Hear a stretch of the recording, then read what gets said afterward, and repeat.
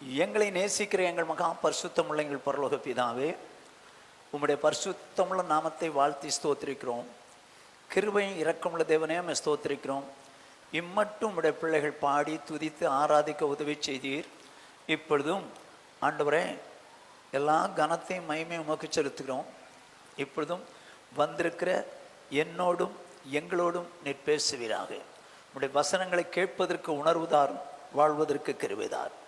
இயேசு கிறிஸ்துவின் இன்ப நாமத்தில் பிதாவே, ஆமென். கர்த்தருடைய பரிசுத்த நாமத்திற்கு மகிமை உண்டாகட்டும்.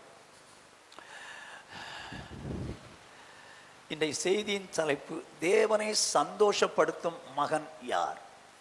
தேவனை சந்தோஷப்படுத்தும் மகன் யார்? 1 யோவான் 3வது அதிகாரம் 1 வசனம்.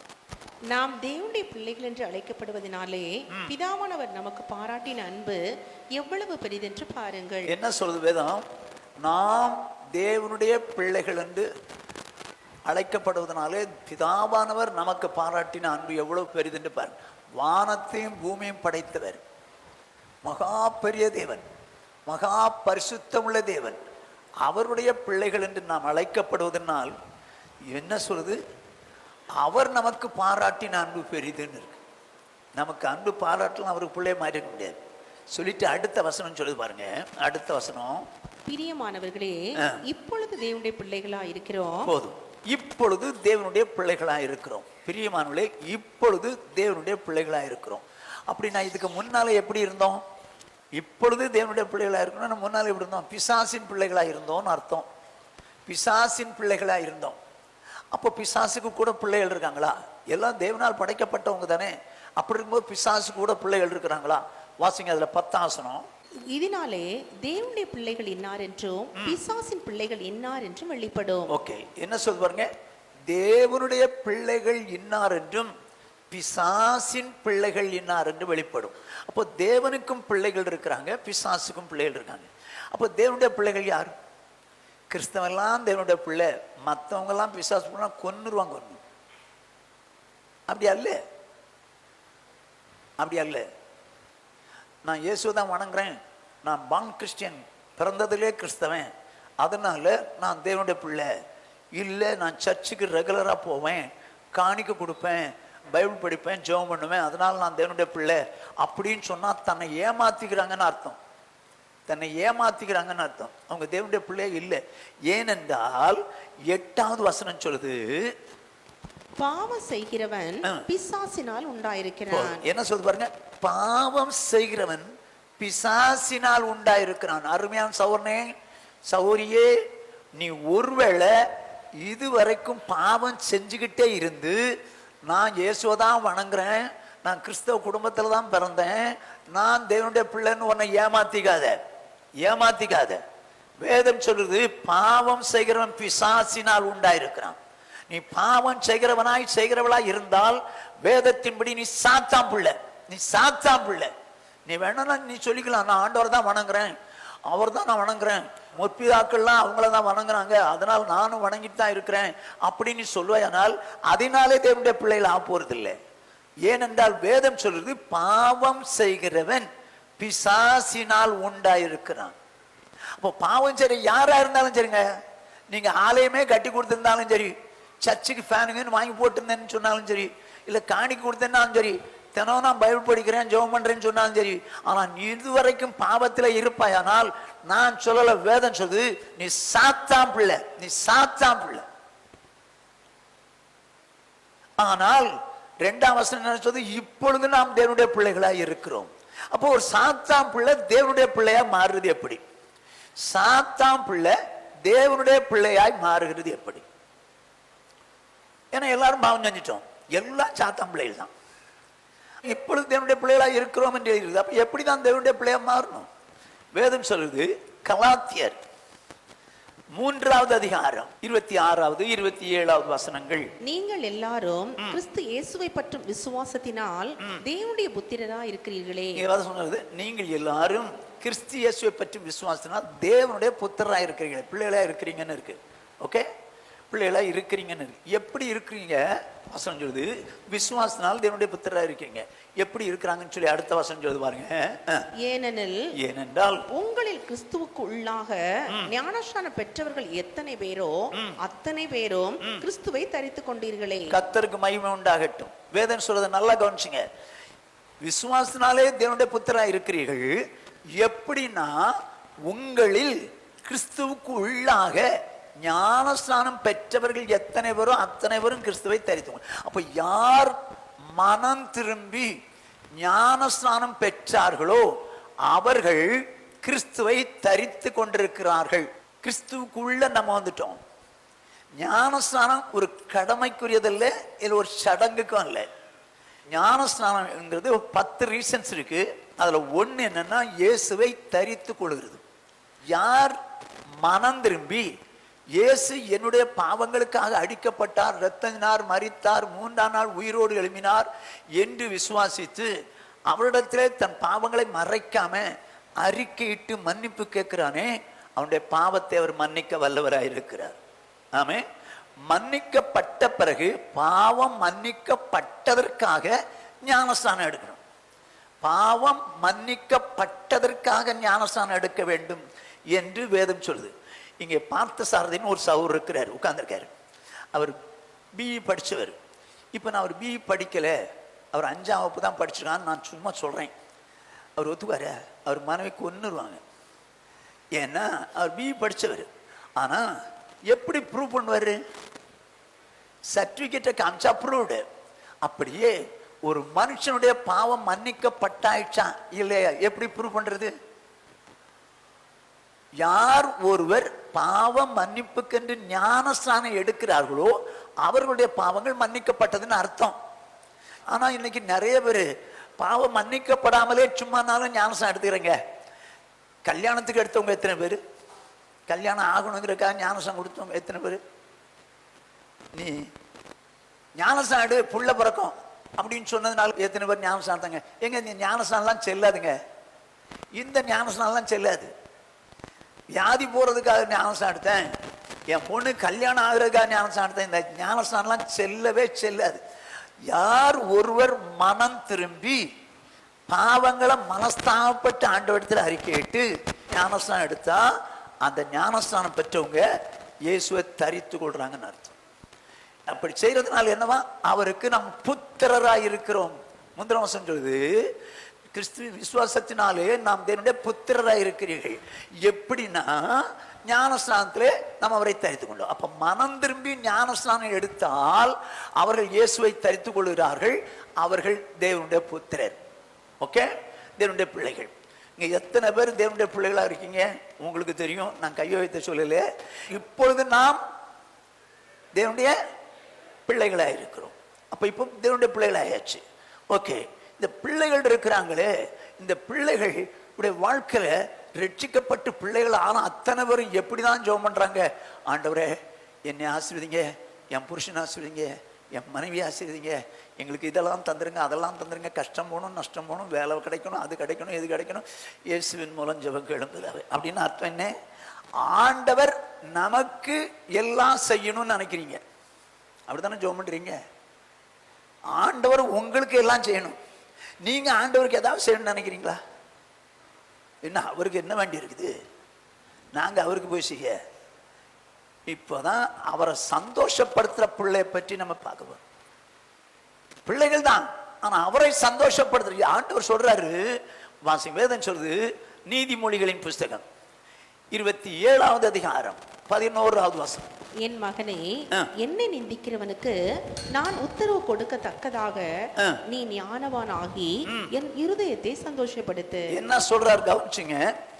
என் மகனே, இப்ப ரட்சிக்கப்பட்ட அந்த பிள்ளைகளை பார்த்து சொல்ற, என் மகனே என் மகளே, என்னை நிந்திக்கிறவனுக்கு அப்படின்னா என்னை வேதனைப்படுத்துறாங்கப்பா, என்னை வேதனைப்படுத்துறாங்க, என்னை நிந்திக்கிறவனுக்கு நான் உத்தரவு சொல்ல விரும்புறேன். ஆகவே நீ என்ன பண்ணு, ஞானவானாகி என் இருதயத்தை சந்தோஷப்படுத்துப்பான்றார். கவனமா கேளுங்க. மகன்கிட்ட கேட்கிறாரு. என்ன கேட்கிறாரு? என் மகனே, என்ன நிந்திக்கிறாங்கப்பா, வேதனைப்படுத்துறாங்கப்பா, வேதனைப்படுத்துறாங்க. நீ என்னை சந்தோஷப்படுத்துப்பா அப்படின்னு அவர் கேட்கல, அப்படின்னு அவர் சொல்லல. நீ ஞானமுள்ள பிள்ளையா மாறி ஞானவானாகி என்னை சந்தோஷப்படுத்துன்றார். அப்போ ஒரு பிள்ளை ஞானமுள்ள பிள்ளையாகி அவரை சந்தோஷப்படுத்துறவங்களா இருக்கும். பிள்ளையா இருக்கிறோம், ஓகே. ஆனா பெற்றோர் பிள்ளைகளுக்கு சந்தோஷத்தை உண்டாக்கணும்னு பிள்ளைகள் நினைக்கிறாங்க. இன்னைக்கு நிறைய பேர் ஆண்டவர் எனக்கு சந்தோஷத்தை உண்டாக்கணும் தான் நினைக்கிறீங்க. அதனால இதை கொடுங்க, அதை கொடுங்க, அதை கொடுங்க, இதை கொடுங்கன்னு தான் நினைக்கிறீங்களே தவிர நான் உங்களை சந்தோஷப்படுத்துறேன் ஆண்டவரே அப்படின்னு என்னைக்காவது சொன்னீங்க? நீங்க ஞானமுள்ள பிள்ளையா மாறி சந்தோஷப்படுத்தணுமா, அதைத்தான் ஆண்டவர் சொல்றாரு. ஆகவே எப்படி என் மகனே என்னை நிந்திக்கிறாங்கப்பா, அவங்களுக்கு நான் உத்தரவு சொல்லணும்.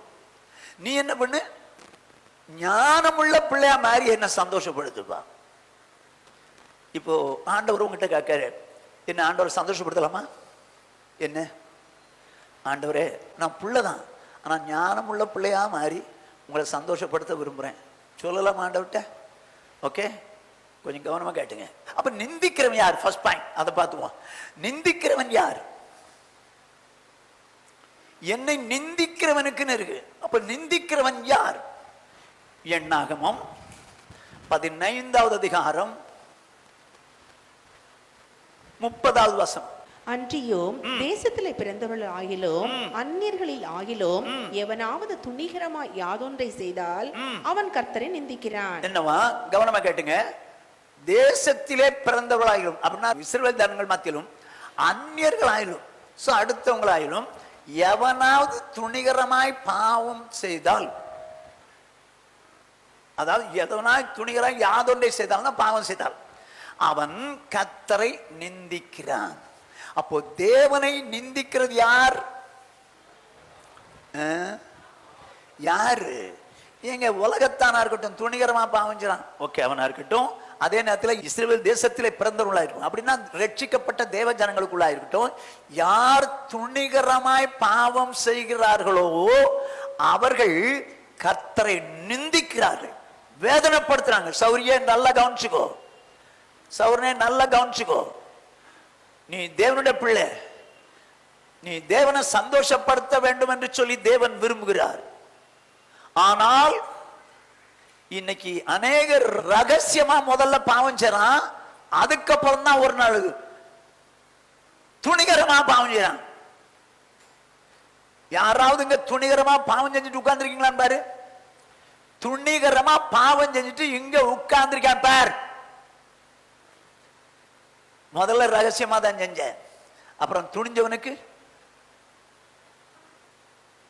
தூக்கு மேடை பஞ்சு மெத்தை அப்படின்னு அர்த்தம் என்ன? எங்க தூக்கு மேடையில ஒரு மனுஷனுக்கு 11 மணிக்கு தூக்கு தண்டனை ஜட்ஜு கொடுத்துட்டாரு, தூக்கு தண்டனை. அது அப்புறம் ஆயிடுச்சு, பிரசிடென்ட் சொல்லிட்டாரு.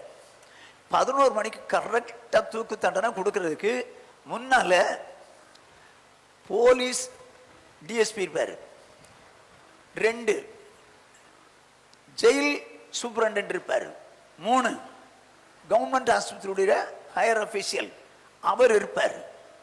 இவங்கெல்லாம் முன்னால் இருப்பாங்க. தூக்கு தண்டனைக்கு உரியவனே முகத்தை கருப்பு துணி போட்டு மூடிப்பாங்க, மூடி கொண்டு வருவாங்க.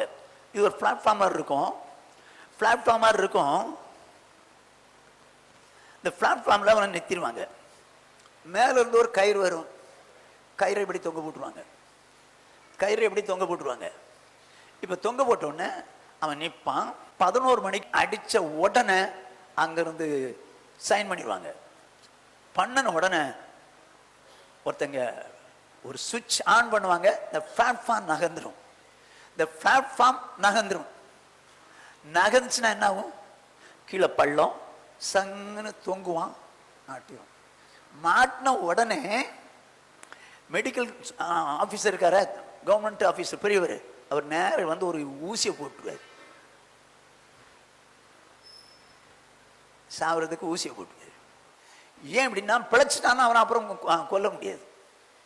ஆகையினால இந்த ப்ரொசீஜர் தான். நான் எதுக்கு சொல்ல வரேன்னா, துணிஞ்சவனுக்கு போடா தூக்கு மேடம் தானே, ஒரு தடவை தானே போகிறோம் பப்புவா அப்படின்னு தூங்கிடுவேன். ஆனால் நான் இந்த நேரத்தில் சொல்கிறேன், நீங்கள் உங்க வாழ்க்கையில ரகசியமா பாவம் செஞ்சீங்கன்னா ஒரு நாள் துணிகரமா பாவம் செய்வீங்க. உங்கள் வாழ்க்கை கொஞ்சம் யோசித்து பார்த்துக்க. துணிகரமாய் பாவம் செய்கிறவன் எவனும் அவரை நிந்திக்கிறான். இப்ப பாவம் செய்றவன் நிந்திக்கிறான்னா நீயும் நானும் அவரை சந்தோஷப்படுத்தணும். என்ன செய்யலாம்? நான் இப்படி சொல்றேங்க, என் மகன்கிட்ட வந்து, தம்பி, என்னை அந்த தெருவில் உள்ள அந்த பையன் என்னை அடிச்சுட்டான்டா, துப்பிட்டான்டா, அடிச்சுட்டான்டா அப்படின்னு நான் அவர்கிட்ட வந்து சொல்றேன். அவன்கிட்ட வந்து அவன் வந்து உண்மையான என் மேல அன்புள்ள பிள்ளையா இருந்தா என்ன சொல்லுவான்? யாரு பாவன், யாரு சொல்லுங்க, நான் போடுறேன், இப்ப ஒரு கை பார்த்துட்டு வர்றேன்னுவான். இவன் உண்மையானவன். அதுக்கு மாற நீ என்ன செஞ்சியே தெரியல அப்படின்னு என்னை துப்பி என் மேல ஒரு அடி அடிச்சான்னா அவன் யாரு? அவன் வேதனை படுத்தினதை விட இவன் வேதனை தாங்க எனக்கு பெருசா இருக்கும். இன்னைக்கு ரட்சிக்கப்படாதவன் துணிகரமா பாவம் செய்றான், இல்லைன்னு சொல்லல. அவன் வேதனைப்படுத்துறதை விட ரட்சிக்கப்பட்ட நீ, இயேசுவோடு உடன்படிக்கை பண்ணன நீ துணிகரமா பாவம் செய்வாயானால் அதுதான் பெரிய வேதனையா இருக்கும். யாராவது ரகசியமாவோ துணிகரமா பாவம் செய்றீங்களான்னு பாருங்க. ஒன்னும் தெரியாத மாதிரிலாம் உட்கார்ந்துடாதீங்க. ஏன்னா என் தேவனுக்கு எல்லாமே வெட்ட வெளிச்சம் தான். அறியப்படாத ரகசியம் இல்லை, வெளிக்கு வராத மறைபொருளும் கிடையாது. சும்மானால நான் வேணா ஷோ அடிக்கலாம். உங்க மத்தியில நான் உண்மையா நடிக்கிறதுக்கு எவ்வளவு நேரம் ஆகும், எவ்வளவு நேரம் ஆகும். ஆனா என் கர்த்தர் சகலவற்றையும் அறிந்தவர், சகலவற்றையும் அறிந்தவர். எந்த விஷயத்துல, சினிமாவா இருக்கட்டும், சீரியலா இருக்கட்டும், பெண்கள் விஷயமா இருக்கட்டும், ஆண்கள் விஷயமா இருக்கட்டும், எதுவா இருக்கட்டும். மொபைல்ல நிறைய பேர் கேம் விளையாடுறீங்க. எதுக்கு? விக்கிரக ஆராதனைக்காரனா கடைசியில் மாறுவீங்க. அருமையான சகோதரனே, வேதம் சொல்லுது, யாரால் துணிகரமாய் யாதொன்னையும் செய்தால் அவன் கர்த்தரை நிந்திக்கிறான். ஆனா என்ன சொல்றாரு ஆண்டவர்? என் மகனே, என்னை நிந்திக்கிறவனுக்கு நான் உத்தரவு சொல்லும்படிக்கு நீ ஞானவானாகி என் இருதயத்தை சந்தோஷம். அப்போ அவருடைய இருதயத்தை சந்தோஷப்படுத்துறது எப்படி? ஞானவானாகி அவருடைய இருதயத்தை சந்தோஷப்படுத்துறது எப்படி? பாவம் செய்றவன் அவரை நிந்திக்கிறான், அவரை சந்தோஷப்படுத்துறது எப்படி? இன்னைக்கு உலகத்தில் நிறைய பேருக்கு பாவம் ஏன் சாதாரணமா போச்சு தெரியுமா? வேதம் அழகா சொல்லும். மத்தேயு 24:12, அக்கிரமம் மிகுதி ஆவதினால் அநேகருடைய அன்பு தணிந்து போகும். இது கடைசி நாட்கள். இயேசு சொல்லும்போது உலகத்துல கடைசி நாட்கள் நடக்க போற சம்பவங்கள் எல்லாம் சொல்லிட்டு வரும்போது இதில் ஒண்ணு, அக்கிரமம் மிகுதியாவதினால் இயேசு கிறிஸ்து மேல வைத்திருந்த அன்பு அநேகருக்கு தணிஞ்சு போகும். ரட்சிக்கப்படும்னால பாவம் செஞ்சது உண்மை. ஆனா ரட்சிக்கப்பட்ட பிறகு ஆண்டவர்கிட்ட சில வருடங்கள் ஆண்டவருக்காக வாழ்றாங்க, இல்லைன்னு நான் சொல்லல. ஆனால் நடந்தது என்ன? சில ஆண்டுகள் சந்தோஷமாக வாழ்ந்த போது ஆண்டவர் பரிசுத்தமா இருந்தாங்க. திரும்ப இது தப்பு இல்லை, அது பரவாயில்ல அப்படின்னு சொல்லி துணிஞ்சு பாவம் செய்றாங்க. கடைசி நாட்களா இருக்கிறபடினால பாவம் பெருத்து வரும். அந்த பாவம் பெருத்து போனதுனால அநேகருடைய அன்பு, தேவன் மேல வைத்திருக்கிற அன்பு தணிஞ்சதுனால பாவம் துணிஞ்சு செய்யறான். இங்க யாராவது இருந்தீங்கன்னா மாத்தீங்க. அன்புள்ள தேவனுக்கு சந்தோஷத்தை உண்டாக்குற பிள்ளையா மாறணும். என் மகனே, நீ ஞானமுள்ள மகனாய் மாறி என் இருதயத்தை சந்தோஷப்படுத்து. அப்ப சந்தோஷப்படுத்துறது எப்படிங்க? அவன் பாவம் செய்றான், வேதனைப்படுறாரு. சந்தோஷப்படுத்துறது எப்படி? என்ன செய்யலாம்? ஆண்டவரே, நான் உண்மை சந்தோஷப்படுத்த விரும்புறேன்ப்பா அப்படின்னு சொல்லி ஜோமணிக்கு சும்மா போறவா? எங்க அவன் பாவம் துணிஞ்சு செய்யறானா? நான் பாவம் செய்ய மாட்டேன்னு இல்லைங்க, நான் பாவம் செய்ய முடியாது சொல்லுங்க. அப்படி நீங்க சொல்வீங்கன்னா நீங்க அவருடைய உள்ளத்தை சந்தோஷப்படுத்துறீங்கன்னு அர்த்தம். அவருடைய உள்ளத்தை சந்தோஷப்படுத்துறீங்கன்னு அர்த்தம். ஞானமுள்ள மகன், ஞானமுள்ள மகனா மாறுறேன். ஐயோ, எத்தனையோ பேரால ஆண்டவர் வேதனைப்படுறாரு, என்னால் அவர் சந்தோஷம் அடையணும், நான் பாவத்துக்கு செத்துறேன் ஆண்டவரே. முடியாது. வேதம் என்ன சொல்லுது? எபிரேயர்கள் நிருபம் 12வது அதிகாரம் 4வது வசனம், பாவத்திற்கு விரோதமாய் போராடுகிறதில் ரத்தம் சிந்தப்படத்தக்கதாக நீங்கள் இன்னும் எதிர்த்து நிற்கவில்லையே. வேதம் என்ன சொல்லுது பாருங்க, பாவத்திற்கு விரோதமாய் போராடுகிறதில் ரத்தம் சிந்தப்படத்தக்கதாக இன்னும் நீங்கள் எதிர்த்து நிற்கவில்லையே. அப்படியானால் ஒரு பாவம் செய்கிற ஒரு சிச்சுவேஷன் வருது வச்சுக்கோ. நீங்க இந்த பாவம் செய்கிற சிச்சுவேஷன் இருக்கிறதுனால தான் பாவம் செய்யறான். பாவமே செய்யாத சூழ்நிலை இருந்துச்சுன்னா எவன் பாவம் செய்வேன்? இந்த சிச்சுவேஷன்ல என்ன செய்யணுமா? ரத்தம் சிந்தினாலும் சிந்துவேன், நான் பாவம் செய்ய மாட்டேன். எப்படி? செத்தாலும் சாவேன், நான் பாவம் செய்ய மாட்டேன் அப்படின்னு நிக்கணும். வாலிப பிள்ளைலாம் ஜாக்கிரதை, இந்த லவ் கிவ்வு இந்த மாதிரிலாம் வச்சுக்க முடியாது. ரகசியமா பண்றது, அப்புறம் கொஞ்ச நாள் ஆனாதான் துணிஞ்சு பண்ணுவாங்க. முதல்ல ரகசியமா தான் பண்ணுவாங்க, அப்புறம் தான் துணிஞ்சு பண்ணுவாங்க. ஜாக்கிரதை. இப்போ ரத்தம் சிந்தப்படத்தக்கதாக இன்னும் பாவத்திற்கு விரோதமாய் நீங்கள் எதிர்த்து நிற்க, அப்போ என்ன மாதிரி வாழணும்? செத்தாலும் சாவேன், ரத்தம் சிந்தினாலும் சிந்துவேன், நான் பாவம் செய்ய மாட்டேன் அப்படின்னு நிக்கணும். முடியுமா? நம்மளால முடியுமா? அவன் தான் என்னை சந்தோஷப்படுத்துற பிள்ளைன்றார். நீ ஞானவானா என் இருதயத்தை சந்தோஷப்படுத்துவா, செத்தான் சாவுவேன், நான் பாவம் செய்ய மாட்டேன்னு இல்லை. அப்ப அவர் உன்னால சந்தோஷப்படுவார், அவர் உன்னால சந்தோஷப்படுவார். ஆனா நம்ம சூழ்நிலை வரும்போது தான் பாவம் செஞ்சிரும்ல. அப்புறம் எப்படி அவரை சந்தோஷப்படுத்துற? ஒன்ன சந்தோஷப்படுத்துறது தான் பாவம் செய்யற. அருமையான சகோதரனே, ஆண்டவர் கேட்கிறார், என் மகனே, என் மகனே, என்னை நிந்திக்கிறாங்கப்பா, என்ன ஐயோ என்னை வேதனைப்படுத்துறாங்க, பாவம் செஞ்சு என்னை வேதனைப்படுத்துறாங்கப்பா. நான் உங்ககிட்ட கேட்கிறேன், நீ ஞானமுள்ள பிள்ளையா மாறி என்னை சந்தோஷப்படுத்துப்பா, என்னை சந்தோஷப்படுத்துப்பான்னு கேட்கிறார். என்ன சொல்ல போறீங்க? என்ன சொல்ல போறீங்க? ஆண்டவரே, உங்களை அநேகர் வேதனைப்படுத்துறாங்க, நான் உங்களை சந்தோஷப்படுத்துற பிள்ளையா மாறுறேன் ஆண்டவரே, செத்தாலும் சாவே நான் பாவம் செய்ய மாட்டேன்னு சொல்லியிருப்பேன். அப்படி சொல்லி ஆண்டவரை சந்தோஷப்படுத்துற பிள்ளைகளா மாறலாமா? ஆமென். அதாவது நெப்போலியன் போனபார்ட் என்று சொல்லக்கூடிய ஒரு மாவீரன் இருந்தான். அவன் பல இளைஞர்களை தான் பக்கம் சேர்த்து அவங்கள வச்சு கிராமங்கள், பட்டணங்கள் இவைகள்லாம் பிடிச்சுக்கிட்டே வந்தான். ஒரு நாள் ஒரு கிராமத்தை போய் பிடிச்சு அதில் உள்ளதெல்லாம் எடுத்துட்டு வந்துடணும் அப்படின்னு சொல்லி பேசி பிளான் போட்டாங்க. ஒரு 15 வீரர்கள் போயிட்டு வந்துடலாம் அப்படின்னு பிளான் போட்டாங்க. இந்த செய்தி எப்படி அந்த ஊருக்குள்ள போயிடுச்சு. ஊருக்குள்ள போன உடனே அந்த ஊரார் எல்லாரும் முந்தின நாளே வீட்டை காலி பண்ணிட்டு போயிட்டாங்க. எல்லார் வீடும் பூட்டிருக்கு. நெப்போலியன் 15 பேரோட குதிரையில வந்து நிற்கிறான். எல்லா வீடும் பூட்டிருக்கு. அடி இது என்ன, எவனோ ஒருத்தன் நம்மளை பற்றி சொல்லிவிட்டான் போலுக்குது, அதனால தான் தெரிஞ்சு போயிட்டாங்க அப்படின்னு சொல்லி ஃபீல் பண்ணிட்டு இருக்கிறான். இந்த சிச்சுவேஷன்ல யாரோ ஒரு மரம் வெட்டுற ஒரு மனுஷன் வெட்டுறான், கோடரியை வச்சு ஒரு மரத்தை வெட்டுறான். அந்த சத்தம் அவனுக்கு கேட்டுருச்சு. அவனுக்கு கேட்ட உடனே இங்க யாரோ மரம் வெட்டுறாங்க, அவங்ககிட்ட போவோம் அப்படின்னு சொல்லி 15 பேரோட அவன் வந்து நிற்கிறான். இந்த மரம் வெட்டி இவன் வருவான்னு தெரியும் நெப்போலியன். ஆகினால அவனை பார்த்துட்டும் பார்க்காத மாதிரி நிற்கிறான், வெட்டிக்கிட்டே இருக்கிறான். இந்த சிச்சுவேஷனில் நெப்போலியன் கேட்குறான், உன் பேர் என்ன? உன் பேர் என்ன? வெஸ்லி. அவன் வெட்டிக்கிட்டே பதில் சொல்கிறான். அவனுக்கு கேர் பண்ணவே இல்லை, வெட்டிக்கிட்டே பதில் சொல்கிறான். நீ யார்? இந்த தேசத்தின் ராஜாவின் உண்மையான குடிமகன். என்னடா நம்ம வந்து கேட்குறோம், ஒரு கட்டசி கூட அவன் திரும்பி பார்த்து கேட்கலையேன்னு சொல்லிட்டு சுட்டு தள்ளுங்கண்ணா.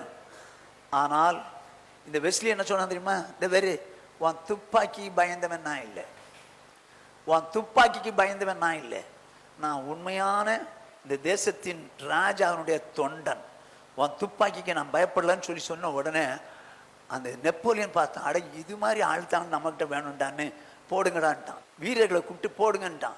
2 பேர் ஆளை காணும். 2 பேர் கொஞ்சம் தூரத்தில் போயிட்டு நல்ல இரும்பு கம்பிய பழுக்க காய்ச்சி அங்க வர்றாங்க. இவன் கண்டுக்கவே இல்லை, இவன் வெட்டிக்கிட்டே இருக்கிறான்.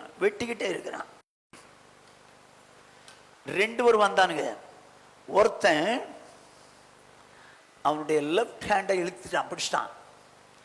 ஒரு கையில கோடரி, லெப்ட் ஹேண்டை பிடிச்சி இழுத்து ஒரு சிம்பிள் போட்டான், என்னன்னு போட்டானுங்க. இந்த பழுத்த கம்பியை வச்சு என்னன்னு போட்டான். உடனே இந்த வெஸ்லி கேட்கிறான், வாட் இஸ் திஸ்?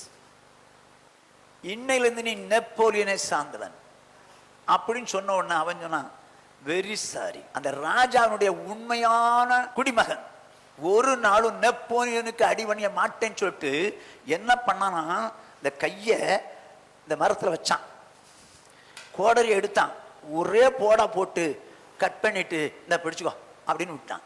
ஏங்க, ஒரு சாதாரண ஒரு மனுஷன் நெப்போலியனுக்கு உரியவங்கிறத ஒத்துக்காம நான் ராஜாவுடைய உண்மையான குடிமகன் அப்படின்னு சொல்லி உண்மையான குடிமகன் சொல்லி கையை வெட்டான். அதான் ஆண்டவர் இயேசு சொன்னாரு, உன் கண் இடர் உண்டாக்குனா புடுங்கு, கை இடர் உண்டாக்குனா வெட்டு, கால் இடர் உண்டாக்குனா தரிச்சிரு.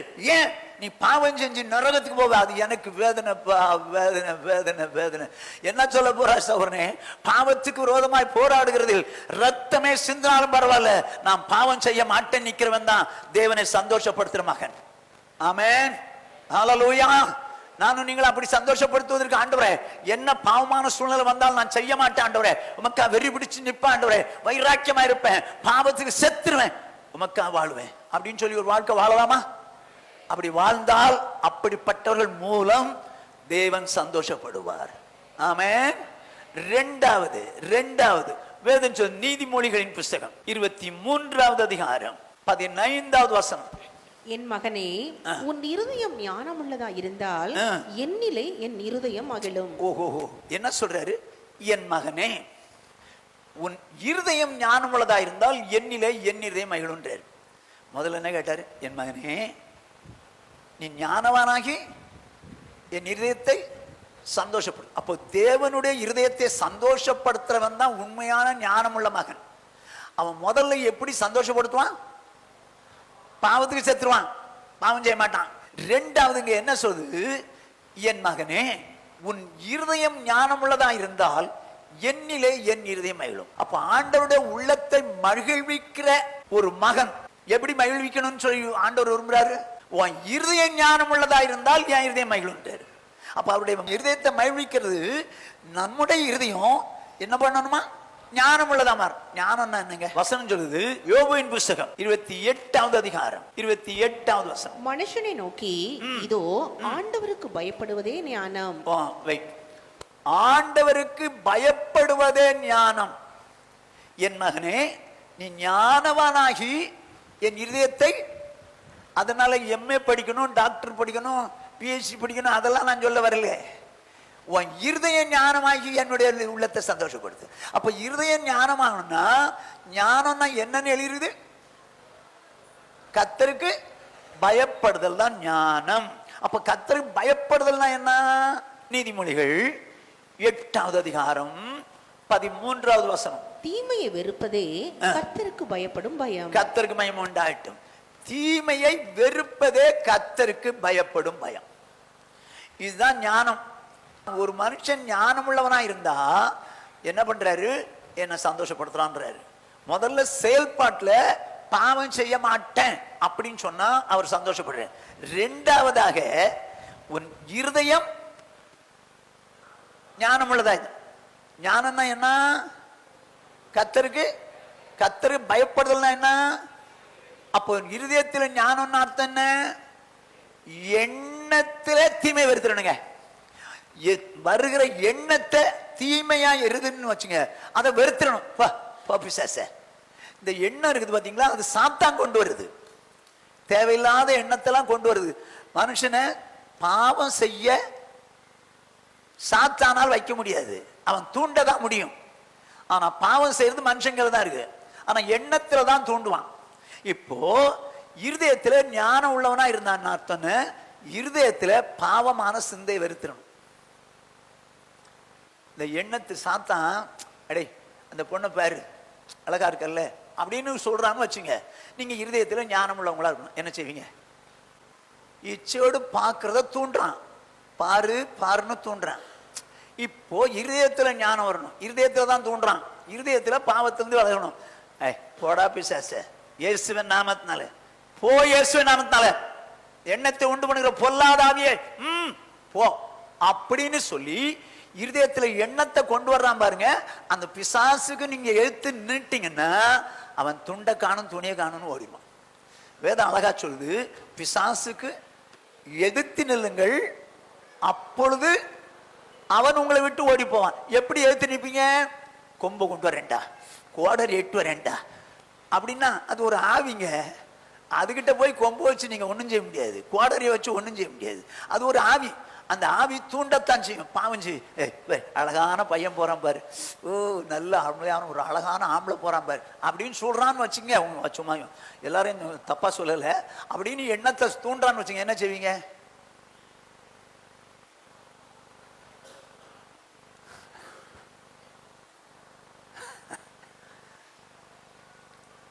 அப்படி சொல்ல போறீங்க. அட போடா பிசாசே, போய் இருந்தால அப்படின்னு சொல்லி எண்ணத்தை தூண்டுகிற பிசாச அடிச்சிட்டீங்கன்னா அந்த எண்ணம் உங்களுக்குள்ள வராது. அப்படி வராம இருந்ததுன்னா நீங்க இருதயத்துல ஞானம் உள்ளவனா மாறிட்டீங்க, சந்தோஷப்படுத்துறீங்க. என்ன சொல்றீங்க? ஆமென். இருதயத்துல தேவனை சந்தோஷப்படுனா தீமையான அசுத்தமான எண்ணங்களை அடிச்சு வெறுத்துருங்க, காலி பண்ணிருங்க. பவுல் அழகா சொல்லுவாரு, 2 கொரிந்தியரின் புத்தகம் 10வது அதிகாரம் 4வது 5வது வசனங்கள். எங்களுடைய போராயுதங்கள் மாம்சத்துக்கு ஏற்றவைகளா இராமல் அரண்களை நிர்மூலமாக்குகிறதற்கு தேவ பலமுள்ளவைகளா இருக்கிறது. சரி, அவைகளால் நாங்கள் தர்க்கங்களையும் தேவனை அறிகிற அறிவுக்கு விரோதமா எழும்புகிற எல்லா மேட்டிமையும் நிர்மூலமாக்கி பெருமை தேவனை அறிகிற அறிவுக்கு விரோதமானது. புரிஞ்சுங்க? பெருமை உள்ளத்துல தான் வரும், சாத்தான் தூண்டுவான். பெருமையை தூண்டின உடனே பேச்சு வேற மாதிரி இருக்கும், செயல் வேற மாதிரி இருக்கும். ஏன்னா என்னை விட வேற யாரும் இல்லை அப்படிங்கிற ஒரு பெருமை வரும்போது சாத்தான் தூண்டுற அந்த பெருமையையும் மேட்டிமையையும் நிர்மூலமாக்கி எந்த எண்ணத்தையும் கிறிஸ்துவுக்கு கீழ்ப்படிய சிறைப்படுத்துகிறவர்களா இருக்கிறோம். ஓ, என்ன சொல்றாரு பாருங்க. தேவனை அறிகிற அறிவுக்கு விரோதமா எழும்புகிற எந்த மேட்டிமையா இருக்கட்டும், எந்த எண்ணமா இருக்கட்டும், நான் கிறிஸ்துவுக்கு கீழ்ப்படியும்படிக்கு அதை என்ன பண்றேன்? சிறைப்படுத்துறேன். போய் இயேசு நாமத்தால எண்ணத்தை உண்டு பண்ணுகிற பொல்லாதாவியே, அசுத்தத்தை சிந்திக்கும்படிக்கு செய்கிற பொல்லாதாவியே, போய் இயேசு நாமத்தால அப்படின்னு நீங்க எதிர்த்துட்டீங்கன்னா அவன் ஓடிடுறான். இப்ப நீங்க யாரா மாறுறீங்க? ஞானமுள்ள பிள்ளையா மாறுறீங்க. இப்ப ஞானமுள்ள பிள்ளையா மாறுறதுனால யாருக்கு சந்தோஷம்? தேவனுக்கு சந்தோஷம். அப்போ என் மகனே, உன் இருதயம் ஞானமுள்ளதா இருந்தால் என்னிலே என் இருதயம். அப்போ தேவனுடைய பிள்ளைகளுடைய இருதயம் ஞானமுள்ளதா அர்த்தம் என்ன? அசுத்தமான சிந்தனைகளை நம்ம வாழ்க்கையில வரக்கூடாதபடிக்கு அடிச்சு வெறுத்து தள்ளிடணும். போய் இயேசு நாமத்தினால போ அப்படின்னு சொல்லி அந்த அசுத்தமான எண்ணங்களை அடிச்சு தள்ளிட்டீங்கன்னா நீங்க பிள்ளை இல்ல, ஞானமுள்ள பிள்ளை. ஆமென். வேதம் என்ன சொல்லுது? அப்போஸ்தலர் நடபடிகளின் புஸ்தகம் 7வது அதிகாரம் 39ஆம் வசனம்.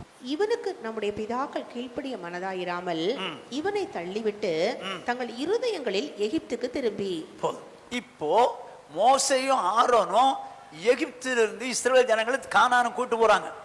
ஆனா வேதம் என்ன சொல்லுது? நம்முடைய பிதாக்கள் அப்படின்னா எகிப்திலிருந்து புறப்பட்ட தேவ ஜனங்கள் அவனுக்கு கீழ்ப்படிய மனசு இல்லாம தங்கள் இருதயங்களில், ஆனா போறது எங்க? கானானுக்கு. இருதயம் எங்க போச்சு? நினைவு எங்க போச்சு? எகிப்துக்கு. இப்போ உங்க நினைவு பாவத்துக்கு போறது எனக்கு தெரியுமா? தெரியாது. ஏன் நினைவு பாவத்துக்கு போறது உங்களுக்கு தெரியுமா? தெரியாது. இப்போ கவனமா கேட்டுங்க. எகிப்திலிருந்து இஸ்ரவேல் ஜனங்கள் கானானுக்கு போறாங்க, ஆனா இருதயமோ எகிப்துக்கு போகுது. எகிப்துக்கு போனதுனால என்ன பண்ணுச்சு பாருங்க. அவங்க இருதயத்துல எகிப்துக்கு போனதுனால என்ன நடந்ததுன்னு பாருங்க. வாசிங்க. எண்ணாகமம் 11வது அதிகாரம் 4, 5, 6. பின்பு அவர்களுக்குள் இருந்த பல ஜாதியான அந்நிய ஜனங்கள் மிகுந்த இச்சை உள்ளவர்கள் ஆனார்கள். இஸ்ரவேல் புத்திரரும் திரும்ப அழுதார்கள். அழுது, நமக்கு இறைச்சியை புசிக்க கொடுப்பவர் யார்? நாம் எகிப்திலே கிரயமில்லாமல் சாப்பிட்ட மச்சங்கள், மீன் மச்சங்கள்னா மீன். எப்படி சாப்பிட்டாங்களாம்? துட்டு கொடுத்து வாங்கல. ஒன்னும் ஓசில சாப்பிட்டதெல்லாம் நினைக்கிறான், துட்டு கொடுத்து வாங்கணும்னா நினைக்கல. ஓசில சாப்பிட்ட மச்சங்களை நினைக்கிறான். வெள்ளரிக்காய்கள், கொம்மட்டிக்காய்கள், கீரைகளையும். எவனாவது கொம்மட்டிக்காய் சாப்பிடுவானாங்க? அது ஒரு காய் போல் இருக்குது. அது ஒரு வெரைட்டி காய்கள், வெரைட்டிகள். அது ஒண்ணு போல் இருக்குது கொம்மட்டிக்காய். நம்ம ஊர்ல கொம்மட்டிக்காய் தெரியுந்தானே, ஃப்ரீயா கொடுத்தோன்னு அதையும் சாப்பிட்டுருக்கான் பாருங்க. ஓசில கொடுத்துருக்காங்க, அதையும் சாப்பிட்டுருக்கான். சரி, எப்படியோ போட்டோம். கொம்மட்டிக்காய்களையும் கீரைகளையும் வெண்காயங்களையும் வெள்ளை பூண்டுகளையும் நினைக்கிறோம். இதை நினைச்ச உடனே என்ன பண்ணிட்டாங்க? இஸ்ரவேல் ஜனங்கள் ஆள ஆரம்பிச்சாங்க. இருதயத்துல நினைச்சாங்க, இருதயத்துல பழைய நாட்கள்ல சாப்பிட்ட வெள்ளரிக்காய், வெள்ளைப்பூண்டு, கொம்பட்டிக்காய், மச்சம் இதெல்லாம் பழைய நாட்கள்ல சாப்பிட்டது. இப்படி சாப்பிட்டமே சாப்பிட்டமே சாப்பிட்டமே சாப்பிட்ட அப்படின்னு நினைச்சு அழுதுட்டான். அழுத உடனே ஆண்டவர் என்ன செஞ்சார் தெரியுமா? ஏய், உனக்கு என்ன வேணும்? கறி தானே வேணும், நான் கொடுக்குறேன்னு கொடுத்து விட்டு வாயில போய் அடிச்சு விட்டாரு, கொன்னு விட்டாரு. பழைய காலத்தின் ஞாபகம் வருதா உங்களுக்கு? நீங்க எங்க போறீங்க? பரலோகத்துக்கு தானே போயிட்டு இருக்கீங்க. பழைய காலத்தின் பாவம் உங்களுக்கு ஞாபகத்துல வருதா? ரொம்ப சின்சியரா இல்லாத மாதிரி இருப்பீங்க. எங்க சாத்தான் கொண்டு வருவாங்க, அடிச்சு காலி பண்ண தெரியணும். பழைய காலத்தின் பாவம் இருக்குதே, அது டேஞ்சரஸ் திங், டேஞ்சரஸ் திங். நினைக்காத. ஏன்னு கேளுங்க, நான் ஒரு சின்ன சம்பவத்தை சொல்றேன், வாசிங்க. எசேக்கியேல் தீர்க்கதரிசன புஸ்தகம் 23வது அதிகாரம் 19வது வசனம். அவள் எகிப்து தேசத்திலே அவள் எகிப்து தேசத்திலே வேசித்தனம் பண்ணின தன் வாலிபத்தின் நாட்களை நினைத்து. இப்ப இவ எங்க இருக்கிறா? கானானிலே இருக்கிறாள், குடியிருக்கிறாள். ஆனால் கானான்ல இருக்கிற அவள் தான் எகிப்தில தேசத்திலே வாழ்ந்த நாட்களிலே வேசித்தனம் பண்ணின தன் வாலிபத்தின் நாட்களை நினைத்து. எப்போ? இப்ப இருக்கிறது கானான்ல. ஆனா எங்க இருந்த போது வேசித்தனம் பண்ணா? எகிப்தில இருக்கும் போது வேசித்தனம் பண்ணா. அதை நினைத்து தன் வேசித்தனங்களில் அதிகரித்து போனாள். தன் வேசித்தனங்களில் அதிகரித்து. எங்க நினைக்க நினைக்க நினைக்க வேசித்தனம் ஜாஸ்தி ஆகி போச்சு போங்க. ஆனா இப்ப நல்லவளா தான் இருந்தா. ஆனா எதனால இப்படி மாறிட்டா? அன்னைக்கு வந்த நினைவுங்க, என்னைக்கோ செஞ்ச தப்பு, அந்த தப்ப மனசுல கொண்டு வர்றான். மனசுல கொண்டு வந்து நினைச்சு நினைச்சு இப்படி இருந்தமே, அப்படி இருந்தமே, இப்படி பண்ணமே அப்படிங்கறத நினைச்சு நினைச்சு நினைச்சு இப்ப என்ன ஆயிட்டாலாம்? வேசித்தனத்துல அதிகரித்து போனாலாம். ஏங்க, ரட்சிக்கப்பட்டவங்க நினைவு அவங்கள பாவத்துக்கு உண்டாக்கிச்சு. சௌரியே சௌர்ணே கேள், என் மகனே, உன் இருதயம் ஞானம் உள்ளதா இருந்தா என்னில என் இருதயம் மகிழும். வேசித்தனத்தில் அதிகரித்து போனாலாம். காரணம் பழைய நாட்களின் நினைவு. வாழ்க்கையில பழைய நாட்கள் நினைவு வந்துச்சா, பழைய பிசாசு இயேசு நாமத்துல போ அப்படின்னு அடிச்சு காலி பண்ண பாரு. ஒருத்தனும் பழைய நாட்கள்ல உத்தமம் கிடையாது, உத்தமி கிடையாது. எல்லாம் பாவம் செஞ்சவங்க தான். என்ன பாவமோ பழைய நாட்கள் பாவத்தை மனசுக்குள்ள கொண்டு வந்தான்னா நீ அடிச்சு போடா பிசாச அப்படின்னு காலி பண்ண தெரியணும். அதை நினைச்சு நினைச்சு ஐயோ இப்படி இருந்தமே, அங்க அவங்க கூட சினிமாவுக்கு போனோமே, இவா கூட சினிமாவுக்கு போனோமே, ஐயோ நாங்க சுத்தினோமே, ஐயோ நாங்க அப்படி பண்ணோமே. ஐயா, இதெல்லாம் கொண்டு வர்றது சாத்தான். அடிச்சு காலி பண்ணும். அப்படி நீ நினைச்சுக்கிட்டே இருந்த, திடீர்னு யாரை குறித்து நினைச்சு அவங்க எதிர்த்தாப்புல வந்துட்டாங்கன்னு வச்சுக்க, போயிட்டே இருப்ப போ. என் மகனே, ஏங்க அவ வேசித்தனத்தில் அதிகரித்து போனான்னு இருக்கா. எது நாள் வரைக்கும் அப்படி செஞ்சா தெரியுமா? 43வது வசனத்தை வாசிங்க போ. விபச்சாரங்களில் கிழவியானவளை குறித்து அவளை தாங்க சொல்லுது. கிழவி ஆகிற வரைக்கும் விபச்சாரத்தை விடல, கிழவி ஆகிற வரைக்கும் விபச்சாரத்தை விடல. ஆனால் எகிப்திலே செய்த விபச்சாரம் அதுக்கப்புறம் மறந்துச்சா, மறந்து ஆண்டவர் அவனை கூட்டிட்டு வந்துட்டாங்க. கூட்டிட்டு வந்த பிறகு கானானுக்கு வந்தாச்சு. கானான்ல இருக்கும் போது விபச்சாரத்தை நினைக்கிறா. ஆனா விபச்சாரத்தை நினைச்சு அவன் அத்தோட நின்றுந்தா பரவாயில்ல, அவன் நினைச்சு நினைச்சு அதுல அதிகரித்து போனா. கிளவி ஆகிற வரைக்கும் விபச்சாரத்தை விட முடியும். காரணம் நினைவு. இந்த காலவெளியில வந்திருக்கிற அருமையான தேவ ஜனமே, என் மகனே, உன் இருதயம் ஞானம் உள்ளதா இருந்தால் என்னிலே என் இருதயம் மகிழும். அப்போ தேவனுடைய இருதயம் மகிழும்படியாய் நாம ஞானமுள்ள இருதயம் உள்ளவளா மாறலாமா? ஞானமுள்ள இருதயம் உள்ளவன் என்ன பண்ணுவான்? பாவமான சிந்தனைகளை வெறுத்துருவான். ஒன்னு ஞானம் உள்ளவன் பாவத்துக்கு செத்துருவான். 2 இருதயத்திலே ஞானம் உள்ளவன் அசுத்த சிந்தனைகளை அடிச்சு காலி பண்ணிடுவான். 2 3வது ஞானம் உள்ளவன் என்ன செய்வான் பாருங்க. ஞானமுள்ள மகன் என்ன பண்ணணும்னு சொல்லி நினைக்கிறார் பாருங்க. வாசிங்க நீதிமொழியின் புஸ்தகம் 10ஆம் அதிகாரம் 8ஆம் வசனம். இருதயத்தில் ஞானமுள்ளவன் கட்டளைகளை ஏற்றுக்கொள்ளுகிறான். போதும். வேதம் என்ன சொல்லுது பாருங்க, என் மகனே உன் இருதயம் ஞானம் உள்ளதா இருந்தால் என்னிலே என் இருதயம் மகிழும்னு சொன்னார். ஓகே, அப்போ அசுத்த சிந்தனைகள் எல்லாம் அடிச்சு காலி பண்ணி நம்ம உள்ளத்தை பரிசுத்தமா வச்சிருந்தா தேவன் சந்தோஷப்படுவார். ஆமென். ஏங்க, நீங்க என்னைக்காவது ஆண்டவரே இந்த உலகத்துல உங்களுக்கு சந்தோஷம் நான் வாழ விரும்புற ஆண்டவரேன்னு சொல்லி என்னைக்காவது கேட்டிருக்கீங்க? என்ன சந்தோஷப்படுத்துங்க ஆண்டவரேன்னு தான் கேட்டிருக்கோம். எனக்கு குடும்பத்துல இப்படி அதை நிறைவேற்றிட்டாங்க, என் குடும்பத்தில் நஷ்டம் அதை முடிச்சுட்டாங்க, என் வாழ்க்கையில இப்படி போராட்டம் அதை ஆண்டவரே மாற்றுங்க. இப்படி நம்ம உள்ளத்தை தான் சந்தோஷப்படுத்துற மாதிரி கேட்கிறோமே தவிர அவர் உள்ளத்தை சந்தோஷப்படுத்துன்னு என்னைக்காவது கேட்டீங்க? நம்ம செஞ்ச பாவத்துக்கு என்னைக்கு அவர் அழிச்சிருக்கலாங்க.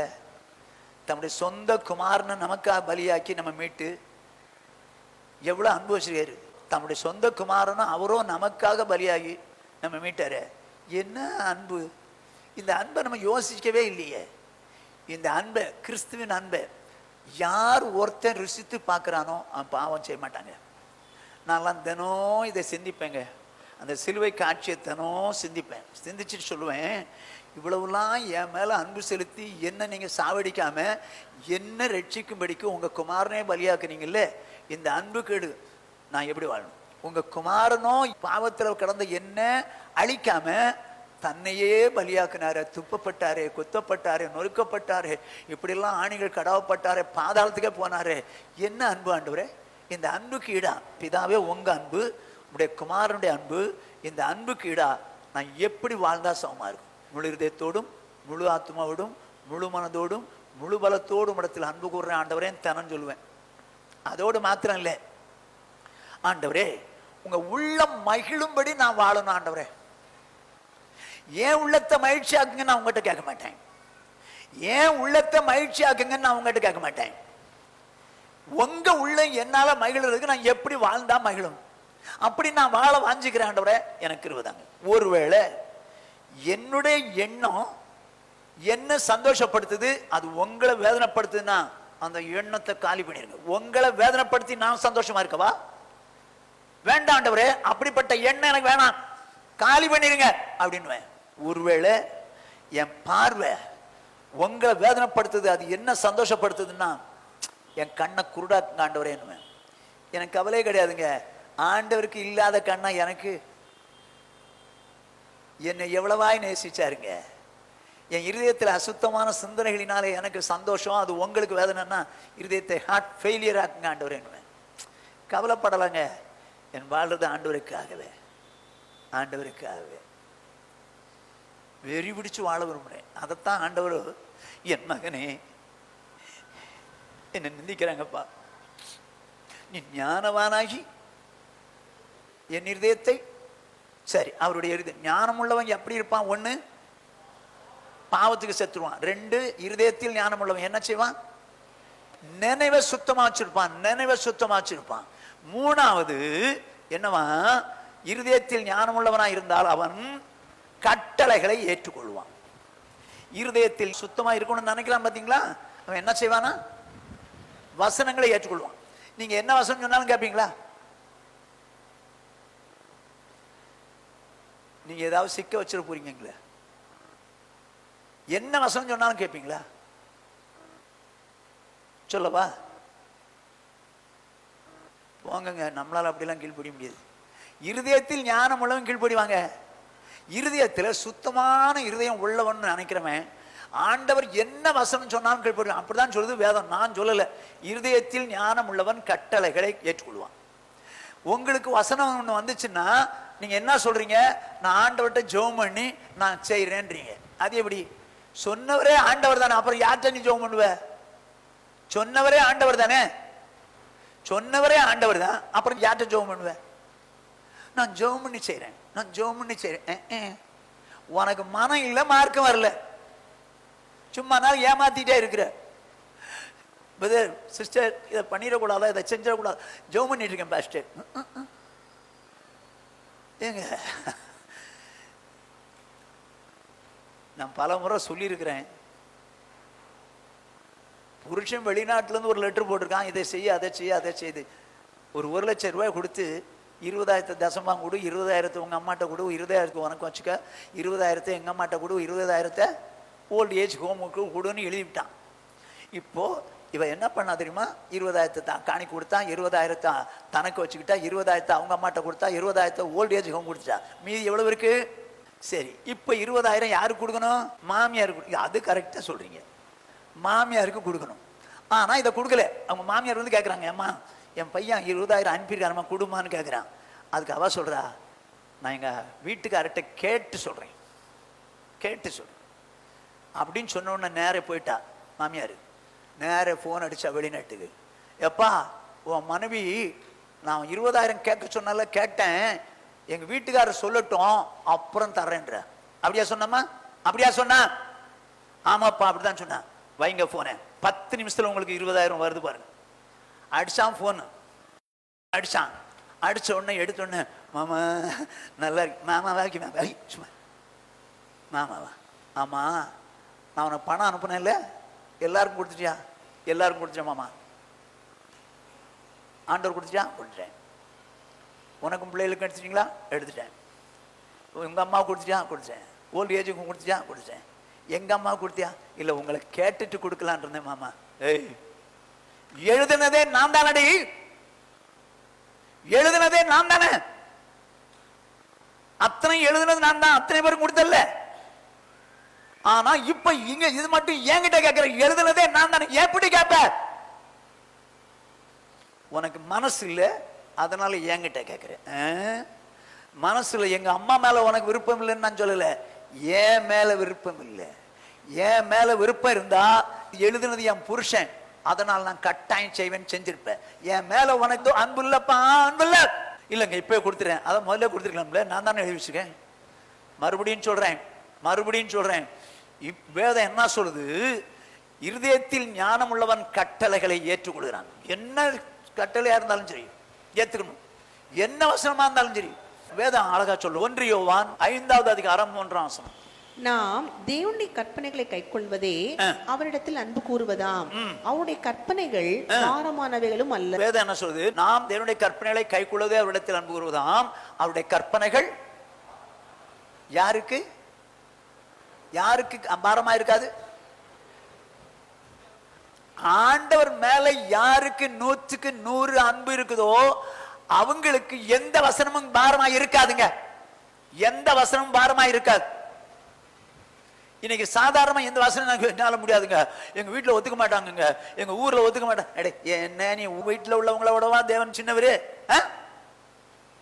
என் புருஷன் ஒத்துக்க மாட்டார், என் மாமியார் ஒத்துக்க மாட்டாங்க, மாமனார் ஒத்துக்க மாட்டார், அவங்கள விடவா தேவன் சின்னவரு? உனக்கு மனசு இல்ல, மார்க்க வரல. வேதம் என்ன சொல்லுது? கற்பனைகளை கைக்கொள்வதே அவரிடத்தில் அன்பு கூறுவதுதான். அவருடைய கற்பனைகள் யாருக்கு? ஆண்டவர் மேல யாருக்கு அன்பு இருக்குதோ அவங்களுக்கு எந்த வசனமும் பாரமா இருக்காது. நான் ஒரு சம்பவத்தை சொல்றேன், ஏற்கனவே சொல்லியிருக்கிறேன், சொல்றேன். நான் 1976ல ஊழியத்துக்கு வேலூர் போனேன். அங்க ஒரு சபைக்கு போவேன். அந்த சபை பேர் சியோன் பெந்தேகோஸ்தே சபை. அந்த பாஸ்டர் பேர் நல்ல ஆரோன். அவர் வந்து ஒரு 4 நாள் வேலூர் கோட்டை மைதானம்னு வாங்க, அந்த மைதானத்தில் 4 நாள் கன்வென்ஷன் வச்சார். அந்த கன்வென்ஷன்ல சனிக்கிழமை ஒரு அப்பீல் விடுறாரு, ஒரு வேண்டுகோள். அதாவது நாளை காலையில சபையில ஞானஸ்தானம் நடக்க போகிறது, யார் ஞானஸ்தானம் எடுக்கணும்னு விரும்புறீங்களோ அவங்க முடிஞ்சு போகும்போது என்கிட்ட பேரை கொடுத்துருங்க அப்படின்னு சொல்லிட்டாரு. சபைக்குள்ள வர்றவங்க புதுசா வர்றவங்க எல்லாம் பேரை கொடுத்துட்டாங்க. இப்போ என்ன நடந்தது? அடுத்த நாள் ஞானஸ்தானம், அதுக்கு அடுத்த வாரம் கம்யூனியன் சர்வீஸ். கம்யூனியன் சர்வீஸ்ல புதுசா யாராவது கையை நீட்டினா அந்த பாஸ்டர் கேட்பாரு. அதான் நானும் இன்னைக்கு வரைக்கும் கேட்கிறேன், யாராவது கை நீட்டான் ரட்சிக்கப்பட்டீங்களா? எங்க ரட்சிக்கப்பட்டீங்க? எந்த ஞானஸ்தானம் எடுத்தீங்களா? ஞானஸ்தானம் எந்த சபையில அப்படின்னு சொல்லி விவரமா கேட்டுதான் கொடுப்போம். அன்னைக்கு அவர் செய்ததை வச்சுதான் நானும் இன்னைக்கும் செய்றேன். ரைட். இப்போ அப்படி கேட்கும்போது புதுசா ஒரு சௌரி இருக்கிறாங்க, அந்த சௌரி கையை நீட்டுறாங்க.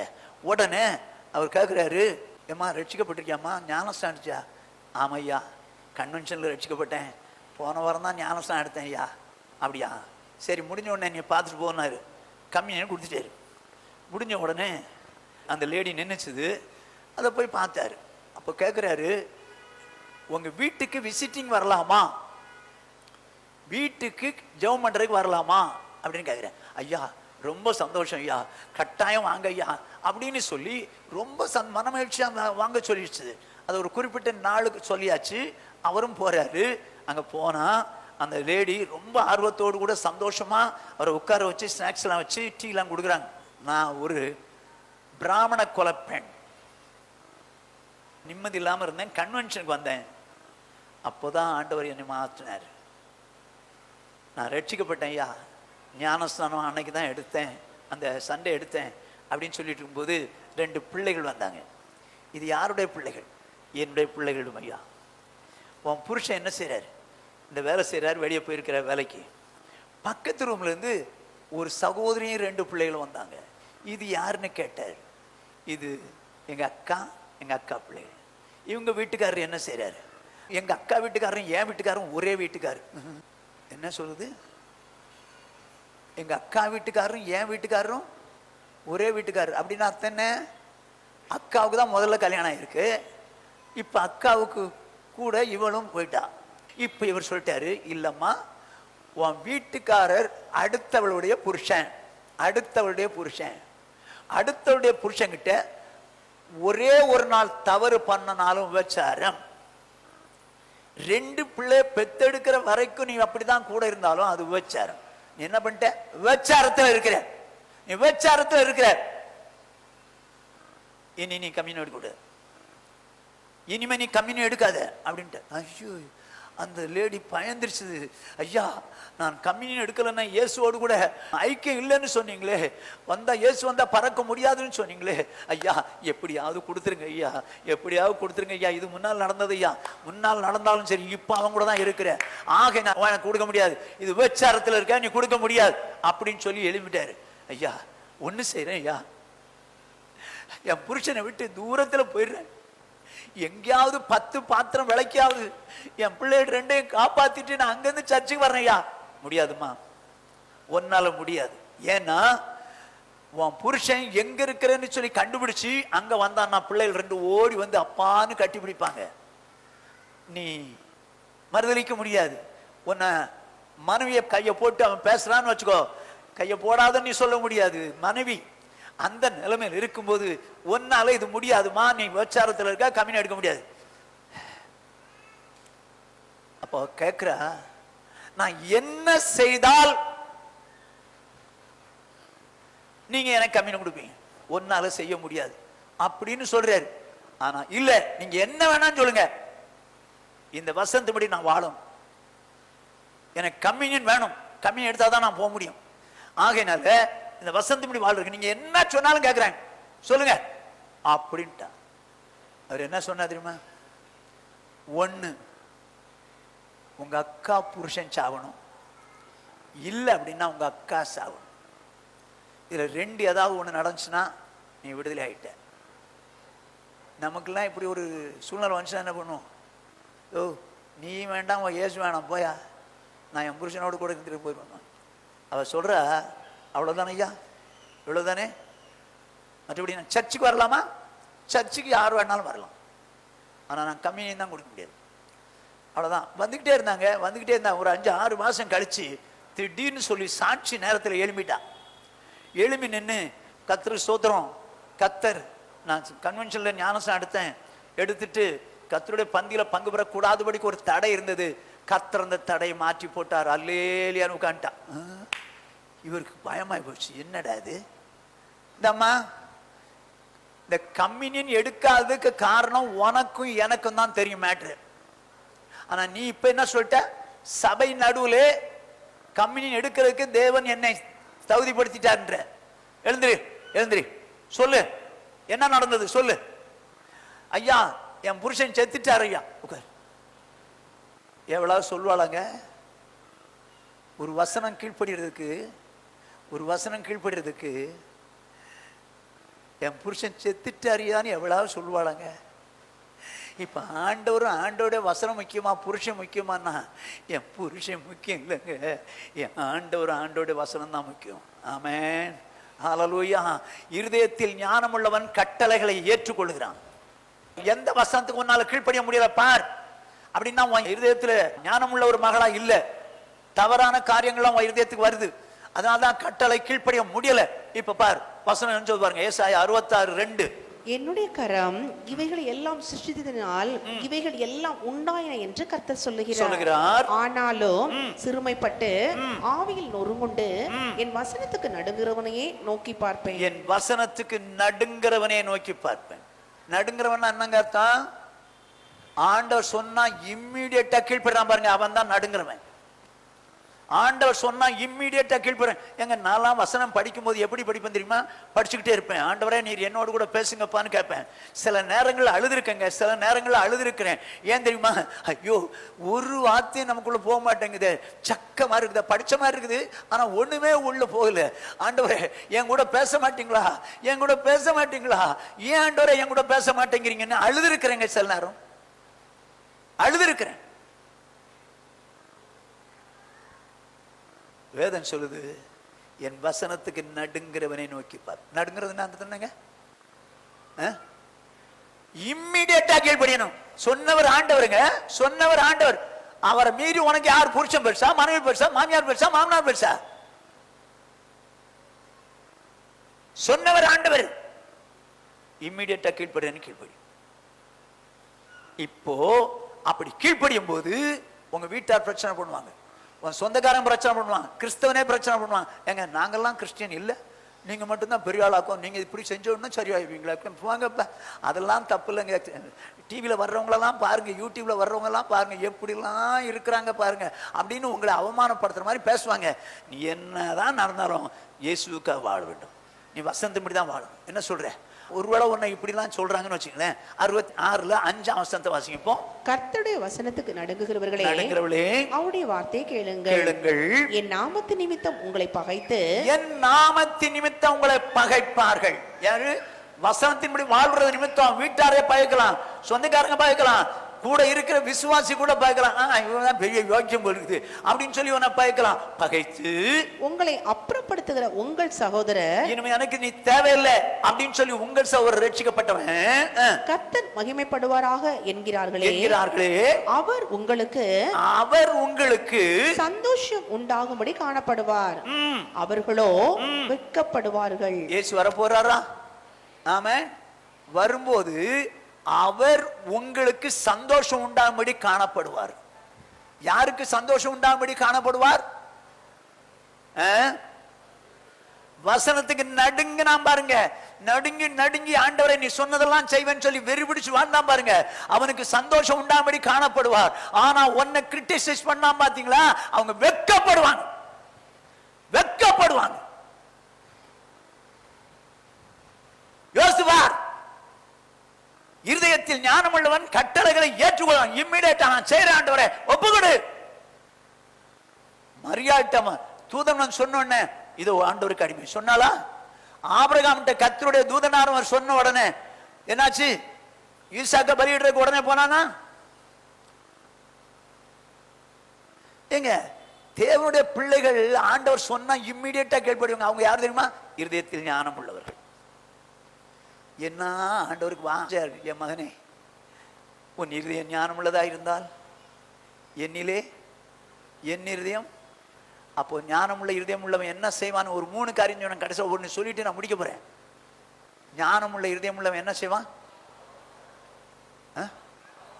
பாவத்துக்கு செத்துருவான். 1, செயல்பாட்டில் பரிசுத்தமா இருப்பான். 2, இருதயத்தின் நினைவுல சுத்தமா இருப்பான், நினைவுல சுத்தமா இருப்பான். 2, 3, வசனம் என்ன சொன்னாலும் இம்மிடியேட்டா கீழ்படுவான். இவங்க ஞானமுள்ள பிள்ளைகள். என்னொருத்த ஞானமுள்ள ஒரு மகனை உங்களுக்கு காமிச்சு நான் ஜெபம் பண்ண விரும்புறேன்.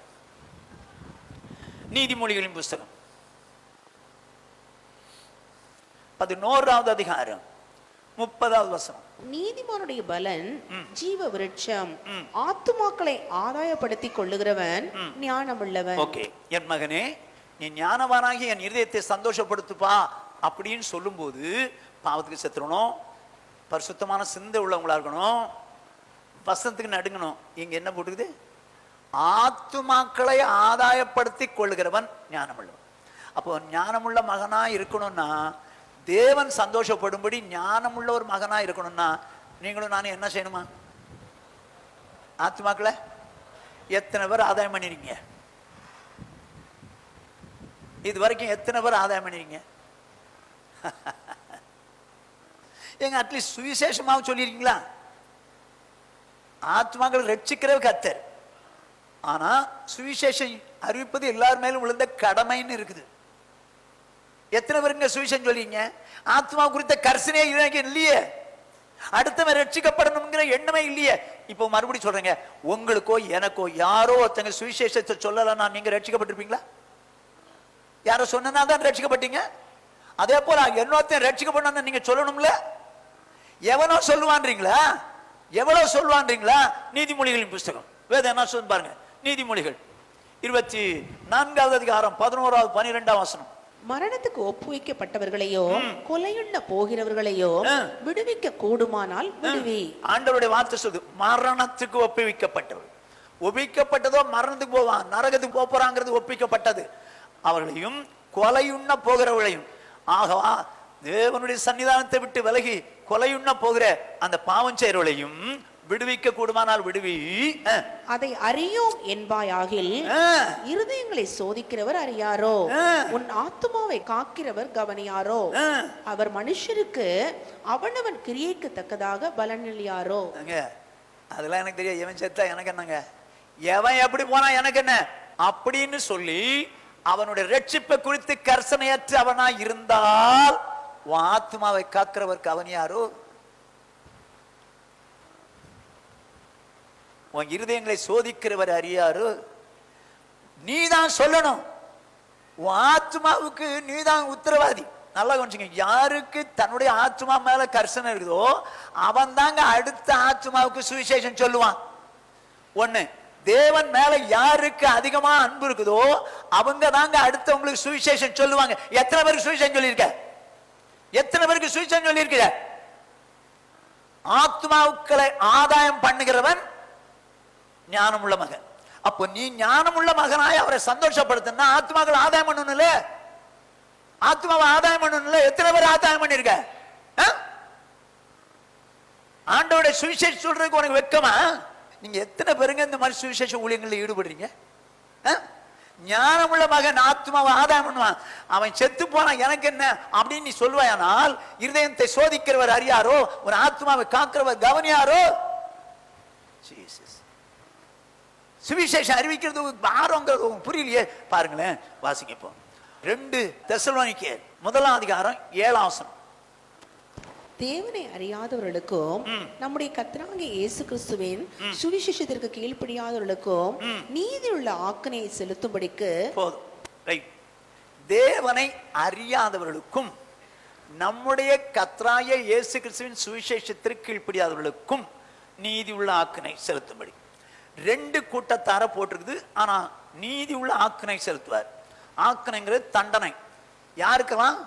தேவனை அறியாதவர்களுக்கும் தண்டனை, தேவனுடைய சுவிசேஷத்தை கேட்டு கீழ்ப்படியாதவர்களுக்கும் தண்டனை. ஏங்க, சுவிசேஷம் ஒருத்தன் கேட்டுட்டான், கீழ்ப்படியல, இவனுக்கு தண்டனை கொடுக்கிறது நியாயம். இவனுக்கு தண்டனை கொடுக்கிறது நியாயம். ஆனால் சுவிசேஷத்தை அறியாதவனுக்கு எப்படிங்க தண்டனை கொடுக்கலாம்? அது என்ன தண்டனை தெரியுமா? டேஞ்சர் தண்டனை. என்ன தண்டனை பாருங்க, 10ஆம் வசனத்தை படிங்க. அவர்கள்னா யாரு? சுவிசேஷத்தை கேட்டும் கீழ்ப்படியாதவர்கள். 2 சுவிசேஷத்தை அறியாதவர்கள். அவர்கள் கர்த்தருடைய சன்னிதானத்தில் இருந்தும், கர்த்தருடைய சமூகத்தில் அவங்க வரவே முடியாது. சன்னிதானத்தில் இருந்தும், அவருடைய வல்லமை பொருந்திய மகிமையில் இருந்தும், இயேசு மகிமை பொருந்தினவராய் வரப்போகிறார், அந்த மகிமையில் இருந்தும் நீங்களாகி ஒண்ணு அவர் சமூகத்தையே அவங்க தரிசிக்க முடியாது, 2 மகிமை அடையவே முடியாது. நீங்களாகி நித்திய அழிவாகிய தண்டனையை அடைவார்கள். நித்திய அழிவாகிய தண்டனை அடைவார்கள். அது என்ன நித்திய அழிவு? நரகத்துக்கு போவாங்களாம். நரகத்துக்கு போவாங்களாம். இந்த நரகத்துக்கு போறது யாருன்னு பாருங்க, 2 கூட்டத்தார். ஒன்னு தேவனை அறியாதவன், 2 தேவ வசனத்துக்கு சுவிசேஷத்துக்கு கீழ்ப்படியாது. சுவிசேஷம் கேட்டு கீழ்ப்படியல்னா அது அவன் மிஸ்டேக். அவன் போலாம் எங்க? தேவ சன்னிதானத்தை விட்டு போலாம், நரகத்துக்கும் போலாம். ஆனா தேவனை அறியாதவன் எப்படிங்க போலாம்? தேவனை அறியாதவன் எப்படி போலாம்? அது யார் குற்றம்? அறிவிக்காத உன் குற்றம், ஏன் குற்றம்? யோசித்து பார். எவன் எப்படி போனா எனக்கு என்ன, நான் பரலோகம் போறேன்பா, நான் பரலோகம் போறேன். நீ அறிவியாமல் போனால் அவனுடைய ரத்த பழிய உன்கிட்ட கேட்பேன்றார். வாசிங்களேன், நல்ல கவனிங்க. மரணத்துக்கு ஒப்புவிக்கப்பட்டவளையும் கொலையுண்ண போறவளையும் மரணத்துக்கு ஒப்புவிக்கப்பட்டாச்சா, பட்டுட்டாங்க. அவங்கள கூட நீதான் விடுதலை ஆக்கணும். எப்படி சொல்றேன்? எசேக்கியேல் 3ஆம் அதிகாரம் 18-19. சாகவே சாவா என்று நான் துன்மார்க்கனுக்கு சொல்லுகையில், சாகவே சாவா என்று நான் துன்மார்க்கனுக்கு சொல்லு. துன்மார்க்கன் என்ன பண்ண போறானா? சாவான், நரகத்துக்கு போறான்னு சொல்லிவிட்டாரு. சொன்னவர்கள் என்ன சொல்றாரு? சொல்லு. நீ துன்மார்க்கனை தன் துன்மார்க்கமான வழியில் இராதபடிக்கு எச்சரிக்கும்படியாகவும் அவனை உயிரோடே காக்கும்படியாகவும் அதை அவனுக்கு சொல்லாமலும் நீ அவனை எச்சரிக்காமலும் இருந்தால் அந்த துன்மார்க்கன் தன் துன்மார்க்கத்திலே சாவான், அவன் இரத்த பழியையோ உன் கையிலே கேட்பேன். அவன் தான் சாவான்னு சொல்லிட்டாருல்ல. துன்மார்க்கன் சாகவே சாவான்னு சொல்லிட்டாரு. சாக வேண்டியதுன்னு. ஆனா என்ன எதிர்பார்க்கிறாரு? நான் சொல்லிட்டேன் சாவான்னு. ஆனா நீ என்ன செய்யணும்? அவன் சாகாதபடிக்கு எச்சரி. சுவிசேஷம் சொல்லி நீ நரகத்துக்கு போகாதபடிக்கு எச்சரி. பாவத்தை குறித்து சொல்லி எச்சரி. அப்படி எச்சரிக்காவிட்டால் சாகவே சாவான். அவன் இரத்த பழிய உன் கையில கேட்பேன். உன் கையில. ஏன்? அவன் செத்து போன நரகத்துக்கு போனதே ஒன்னால. ஆனா அவர் சொன்னாரா சாவான்னு? சொன்னாரா? அவர் சொன்னபடிதான் நடக்குது. ஆனா நம்மள என்ன எதிர்பார்க்கிறாரு? வேணாம் வேணாம், நீங்க சொல்லிருங்கப்பா அப்படின்னு. சப்போஸ் அடுத்த வசனம் சொல்லுங்க. நீ துன்மார்க்கனை எச்சரித்தும் அவன் தன் துன்மார்க்கத்தையும் தன் ஆகாத வழியை விட்டு திரும்பாமற் போவான் ஆகில் அவன் தன் துன்மார்க்கத்திலே சாவான். நீயோ வென்றால் உன் ஆத்துமாவை தப்புவிப்பாய். உன் ஆத்துமாவை தப்புவிப்பாய். 2 தெசலோனிக்கேயர் என்ன வாசித்தோம்? சுவிசேஷம் கேட்டும் கீழ்ப்படியாமல் போனால் அது அவன் குற்றம். ஆனா அறியாமல் செத்தால் நம்ம குற்றம். அதத்தான் சொன்னாரு. நீ எச்சரித்தும் அவன் துன்மார்க்கத்திலே செத்தால் உன் ஆத்மாவை நீ தப்பிச்சுக்க போ. உன் ஆத்மா தப்பிச்சு. சப்போஸ் நீ எச்சரிக்காத பட்சத்தில் அவன் இரத்த பழிய வாங்கிட்ட கேட்பேன். இரத்த பழிய வாங்கிட்ட கேட்பேன். என்னங்க செய்யலாம்? என்ன செய்யலாம்? சுவிசேஷம் அறிவிக்கிறது நம்ம மேல விழுந்த கடமை தானே. ஆண்டவர் சொன்னார், ஞானமுள்ள மகன் ஆத்துமாக்களை ஆதாயம் பண்ணுவான். 4வது ஆத்துமாக்களை ஆதாயம் பண்ணுகிற ஞானம். என் மகனே, நீ ஞானமுள்ளவனா இருந்தால் என்னிலே என் இருதயம், இப்ப ஆண்டவர் இருதயம் மகிழ்ற மாதிரி நீங்க ஞானமுள்ள மகளாய் வாழ விரும்புறீங்களா? இல்ல உங்களை சந்தோஷப்படுத்தணும்னு நினைச்சு ஆண்டவர்கிட்ட வாழ்க்கை வாழ விரும்புறீங்களா? ஒரே ஒரு சின்ன சம்பவத்தை சொல்லி நான் முடிச்சிடறேன். இந்த ஆத்மா ஆதாயம் பண்றதுல நான் பல வருஷத்துக்கு முன்னால போங்க பீச்சில் எங்கள் அண்ணன் குடும்பத்தை கூட்டிகிட்டு போயிருந்தேன். பீச்செலாம் நான் சாதாரணமாக சுற்றி பார்த்தவன். எங்கள் அண்ணன் குடும்பம் திடீர்னு வந்ததுனால நீங்கள் அப்படி போங்க, நான் இந்த பக்கம் உட்காந்துருக்கிறேன், நீங்கள் முடிச்சுட்டு அப்படி கடைவீதி ஒன்று இருக்குது, அது வழியாக வாங்க, நான் அங்கே உட்காந்துருக்கேன்னு சொன்னேன். எனக்கு பெரிய ஆச்சரியம். நான் உட்காந்துருக்கேங்கிறேங்க. ஒரு பிளைண்ட் மேன் அம்மா ஐயா, அம்மா ஐயா அப்படின்னு சொல்லி கூப்பிடுறான். அவன் கையில் பாத்திரம் இல்லை, காசு போடுற மாதிரி ஒன்றும் இல்லை. உடனே ஒருத்தன் கேட்குறாங்க, என்னப்பா பக்கத்தில் கூட்டு போகணுமா, உன்னை அங்கே கூட்டிகிட்டு போகணுமா, ரோட்டை தாண்டி விடணுமான்னு கேட்குறாங்க. இல்லையா அப்படின்னு சொல்லி அவன் என்ன பண்ணான், ஒரு டிராக்டர் எடுத்து ஒரு கைப்பிரதி, இயேசுவை பற்றிய கைப்பிரதி எடுத்து அவங்க கையில் கொடுத்து, இதை மட்டும் வாசித்து காமிச்சிருங்க அப்படின்னா. இதை வாசிக்கிறாங்க, நானும் கேட்டுக்கிட்டு தான் இருக்கிறேன். வாசிக்கிறாங்க, சத்தமாக வாசிக்கிறாங்க.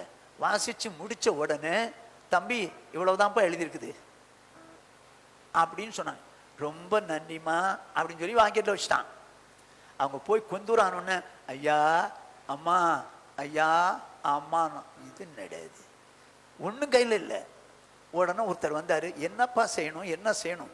இல்லைங்க இதை கொஞ்சம் வாசித்து காமிச்சிருங்க அப்படின்னு திரும்பவும் டிராக்டர் கொடுத்தான். இவனுக்கு டிராக்டரில் உள்ளது என்ன இருக்குன்னு தெரியுமா? தெரியும். ஆனால் அப்போ எதுக்காக கொடுக்குறான்? அவங்க படிக்கணும்னு டிராக்டர் கொடுத்தான். அவங்க படிச்சுட்டு, தம்பி இவ்வளோதான்ப்பா எழுந்திருக்கு, அப்படியா ஐயா ரொம்ப நன்றின்னு வாங்கி போய்க்கிறான். இது மாதிரி சொல்ல சொல்ல போக போக கிட்டத்தட்ட ஒரு 12 பேர் கிட்ட அவன் சொல்லிட்டாங்க, டிராக்டை கொடுத்து சொல்ல வச்சிட்டான். இவனுக்கு கண் பார்வை 100% இல்லை. ராத்திரி 7 மணி. இவன் நிம்மதியாக வீட்டில் உட்காந்துருக்கலாம்ல, அவனுக்கு வேற வேலை இல்லை. எங்க ஆத்ம பாருங்க, ஆத்ம பாருங்க. ஐயோ, நம்மால ஒரு 7-10 பேராவது என்ன பண்ணக்கூடாதா, இயேசு அறிய கூடாதான்னு சொல்லி வந்து சொல்லிக்கிட்டு இருந்தது எனக்கு இன்னைக்கு வரைக்கும் மறக்கல. அது எத்தனையோ வருஷமாச்சு, இன்னைக்கு வரைக்கும் மறக்கல. என்ன சொல்ல போறீங்க, என்ன சொல்ல போறீங்க? அதாவது டைட்டானிக் கப்பல்ல 1400 பேரோ 2400 பேரோ போகிற மாதிரி ஒரு பெரிய கப்பல். அந்த மாதிரி கப்பல் செஞ்சதே கிடையாது. அப்படி கப்பலில் பிரயாணம் பண்ணமுனால அந்த ஓனர் ஆஃப் தி ஷிப் சொல்றாரு, இந்த கப்பலை உடைக்கிறதுக்கு கடவுளே வந்தாலும் உடைக்க முடியாது அப்படின்ட்டான். எங்க மனுஷங்கிட்ட நீ போட்டாலும் ரைட்டு, என்னால் முடியாதுப்பான்னு போகலாம், நீ கடவுள்கிட்டே போட்டா. கடவுள் பார்த்தாரு, என்ன செஞ்சா தெரியுமா? பெரிய ஒரு பனிப்பாறை, அதுல போய் டபார்னு மோதிச்சு, மொத்தமா விட்டு, மொத்தமா கப்பல் உடைஞ்சி பீஸ் பீஸ் ஆயிடுச்சு. ஏறி இருந்தவங்க ஒவ்வொருத்தரும் முடிஞ்ச அளவுக்கு அலை வர்ற பக்கமா போயிட்டு இருக்காங்க. அவங்கவுங்களுக்கு கையில கிடைச்ச கட்டையை பிடிச்சி அலை எங்கெல்லாம் அடிச்சு போகுதோ அங்கங்கெல்லாம் போயிட்டு இருக்காங்க. அப்படிப்பட்ட சூழ்நிலையில ஒரு மனுஷன் கையில ஒரு கட்டை கிடைச்சது. கட்டையை பிடிச்சி போயிட்டே இருக்கிறான். அலை போற பக்கத்துல போயிட்டே இருக்கிறான், அலை போற பக்கத்துல போயிட்டே இருக்கிறான். திடீர்னு தண்ணிக்குள்ள வந்து எழும்பி இந்த கையில பிடிச்சான், இந்த பக்கம் கையை பிடிச்சான். இவன் இங்க பிடிச்சு போறான், இந்த பக்கம் கையை பிடிச்சான். நீங்களும் நானும் இப்படி பிடிச்சு போகும்போது ஒருத்தன் கையை பிடிச்சா என்ன பண்ணுவீங்க? போடா, நானே உயிருக்கு தப்பிட்டு போடா அப்படின்னு ஒரே குத்தா குத்தி அங்கேயே சாவிடிச்சு போயிட்டு இருப்போம். அவன் என்ன சொன்ன கேட்ட தெரியுமா? பிடிச்சவனை பார்த்து, ஆர் யூ சேவ்டு, நீ ரட்சிக்கப்பட்டியாப்பா? நாட், இது வரைக்கும் இல்லை. அப்படியா? அப்போ நீ இயேசு கிறிஸ்துவை ஏற்றுக்கொண்டு ரட்சிக்கப்படு.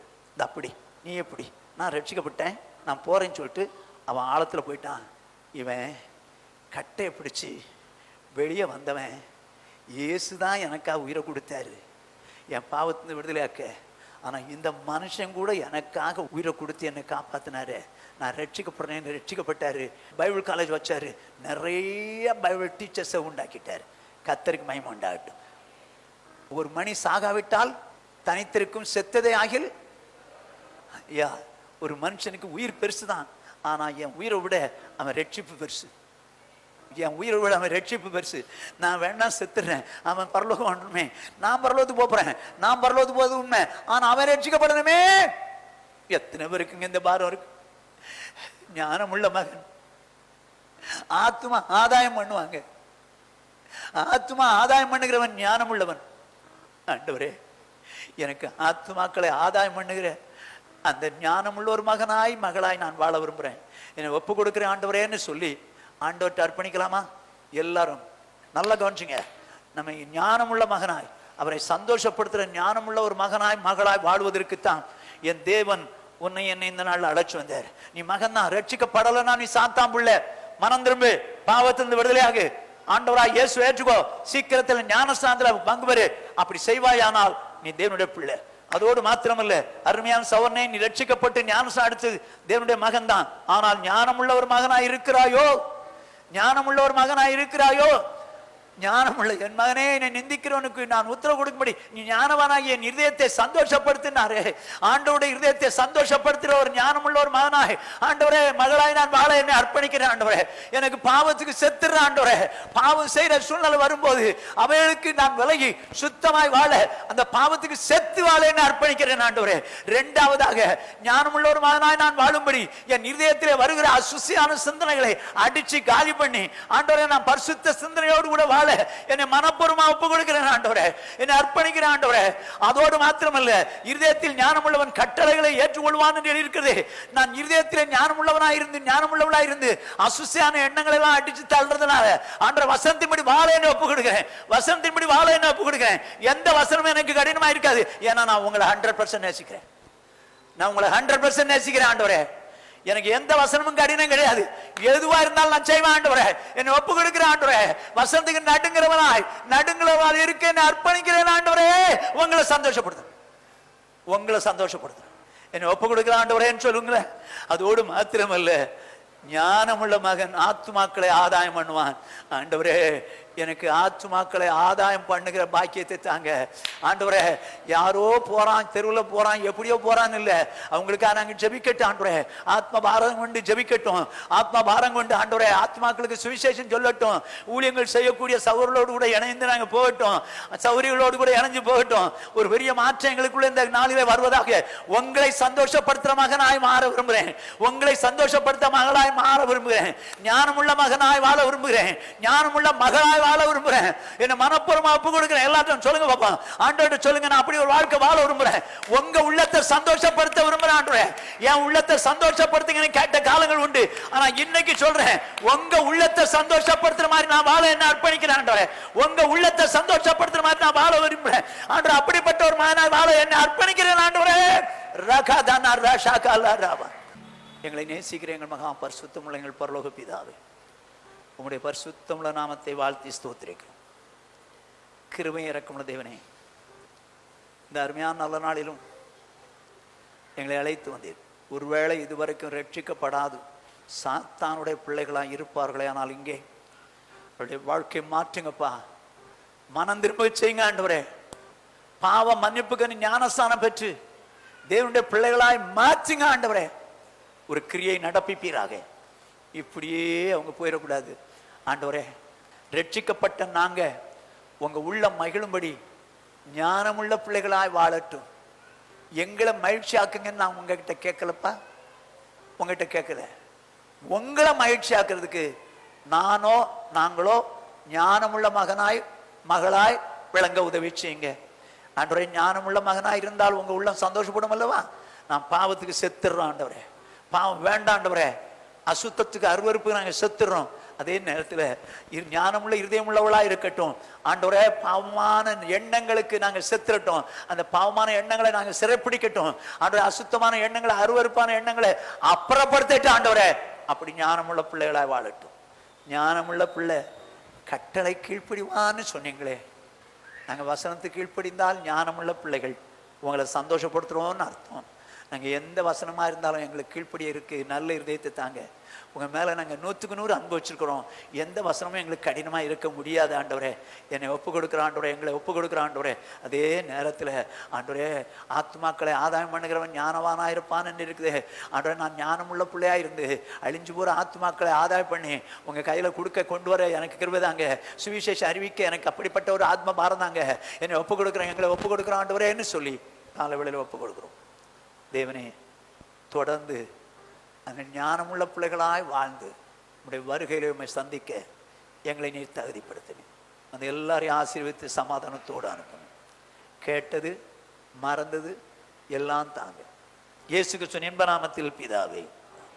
என் ஆத்துமாவே கர்த்தரை ஸ்தோத்திரி, என் முழுவதுமே பரிசுத்த நாமத்தை ஸ்தோத்திரி. என் ஆத்துமாவே கர்த்தரை ஸ்தோத்திரி, அவர் செய்த சகல உபகாரங்களை மறவாது. ஆம், நம்முடைய கர்த்தராகிய இயேசு கிறிஸ்துவினுடைய கிருபையும் பிதாவாகிய தேவனுடைய அன்பும் பரிசுத்த ஆவியானுடைய ஐக்கியமும் அந்யோன்யம் ஆறுதலும் சமாதானமும் இன்றும் என்றும் நம்மனவரோடும் உலகில் உள்ள சகல பரிசுத்தாங்களோடு காப்பதாக. ஹல்லேலூயா, ஹல்லேலூயா, ஹல்லேலூயா.